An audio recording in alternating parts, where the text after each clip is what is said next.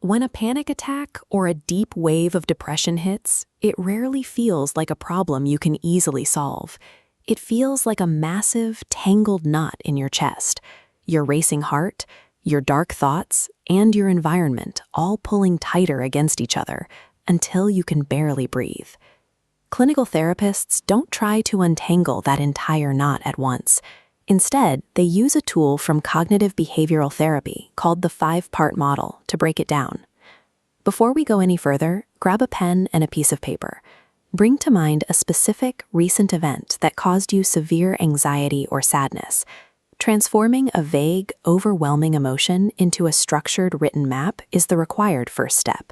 It pulls the distress out of your head and puts it on the page where you can actually manage it.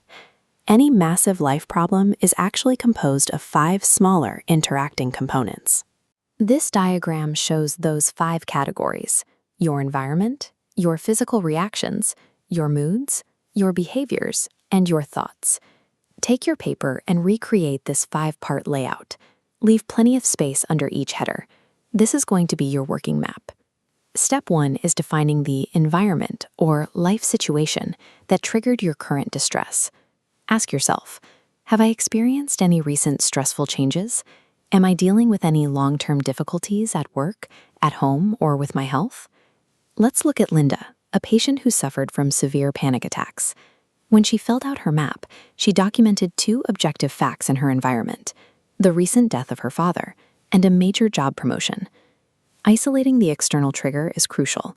It separates the objective facts of what happened to you from how your mind and your body are reacting to it.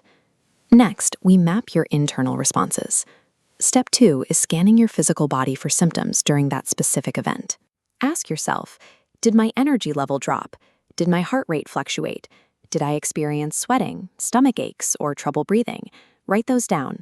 For Linda, her physical reactions during her panic attacks were specific and severe: cold sweats, a pounding heart, and breathing difficulty. Step 3 is pinpointing your moods.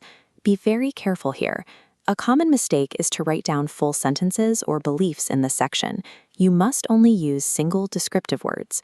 Ask yourself, what single word describes my emotional state?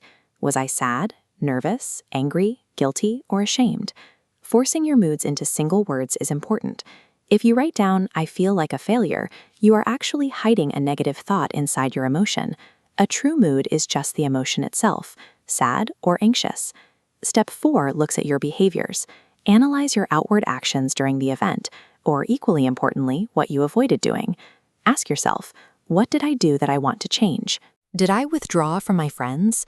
Did I avoid specific people or situations? Linda noted 2 distinct behaviors. She was actively avoiding flying, and she was considering turning down her recent job promotion. Fear was dictating her actions. Finally, we reach step 5, the most vital component: your thoughts. Document your inner monologue. When you felt that strong mood, what exact thoughts went through your mind? What images or memories surfaced? What did you tell yourself about your future? Pulling this inner monologue out of your subconscious and writing it on paper is mandatory. You cannot challenge or change negative assumptions until you can clearly see them. Look at your paper. What began as a massive, overwhelming knot is now a highly structured, objective map of your distress. This animated model shows the core mechanism of cognitive therapy. These 5 components do not operate alone. They feed directly into each other, creating a loop that can easily drag you into a downward spiral. But that interconnectedness is also your ultimate advantage. Because these nodes are linked, forcing a small positive change in just one specific area, like adjusting a single thought, will ripple outward, reducing your physical symptoms and lifting your mood.